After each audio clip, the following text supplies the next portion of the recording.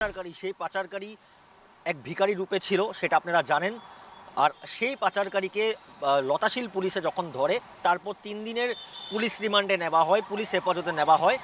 কিন্তু সেই পাচারকারীর দিকে আরও তথ্য লাভ করার জন্য আবারও তাকে 4 দিনের পুলিশ হেফাজতে নেওয়া হয়েছে। কারণ তার ফোন দিকে গুয়াহাটির একজন পাচারকারীর যে তথ্য, সেই তথ্য লাভ করেছে লতাশিল পুলিশ, গুয়াহাটি পুলিশ, মণিপুরের একজনের কন্ট্যাক্ট লাভ করেছে তার ফোন দিকে।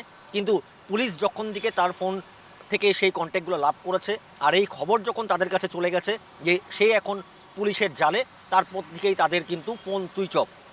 তারা দুজনকে ইতিমধ্যেই পুলিশের হাতে তথ্য এসে পড়েছে, তাদেরকে খোঁজে পুলিশ এখন অপারেশন শুরু করেছে। যদিও কিছু কিছু কথা কিন্তু পুলিশের যেই সোর্স, পুলিশ সূত্রের দিকে আমরা জানতে পেরেছি, যেই গুয়াহাটির যে লোকটা আছে, যে এই পাচারকারীর সাথে জড়িত, সে কিন্তু এখন পলাতক অবস্থায় আছে। সে গুয়াহাটিতে এখন বর্তমান নেই, কারণ পুলিশের যে অভিযান, সেই অভিযান বিভিন্ন প্রান্তে চলছে। আর সেই খবর সে লাভ করার পর সে এখন গুয়াহাটিতে নেই।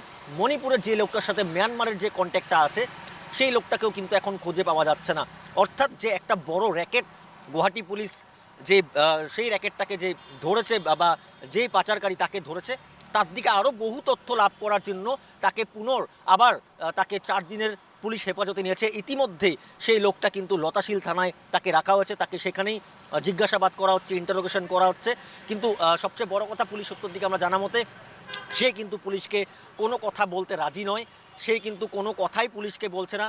তাও পুলিশের যে ইনভেস্টিগেশন টিম, সেই টিম কিন্তু তাকে জিজ্ঞাসাবাদ করছে, বিভিন্ন অ্যাঙ্গেল দিয়ে সেই তথ্য লাভ করার জন্য পুলিশ চেষ্টা করছে। যেহেতু মিয়ানমারের সাথে কানেকশন আছে, একটা ইন্টারন্যাশনাল র্যাকেট, ইউএইর বিস্কিট, সোনার বিস্কিট তার দিকে পাওয়া গেছে। গুয়াহাটির শুধু একজনই আছে না আরও কয়েকজন আছে, সেগুলো সব জানার জন্য পুলিশ আবার তাকে 4 দিনের পুলিশ হেফাজতে নিয়েছে। অন্যদিকে আরেক যে পাচারকারী, তাকে কিন্তু পুলিশ এনকাউন্টার করেছে, তার পায়ে গুলি করেছে। কিন্তু তাদের দিকেও কিন্তু কিছু কিছু তথ্য লাভ করেছে। ইসমাইল আলী, যে মেইন কিংপিন বলা হচ্ছে, গুয়াহাটি থেকে চালাচ্ছে, যার ঘর গোরেশ্বর, ইসমাইল আলীকে খুঁজেও কিন্তু এখন অপারেশন পুলিশ, দিসপুর পুলিশ শুরু করেছে। অর্থাৎ যে 100 কোটি টাকা নিজে স্বীকারোক্তি করে দিয়েছিল, 100 কোটি টাকা কিন্তু গুয়াহাটির এখন প্রতিজনের হাতে হাতে সেই 500 টাকার জাল নোট। কারণ 100 কোটি টাকার জাল নোট গুয়াহাটিতে ছড়িয়ে পড়েছে।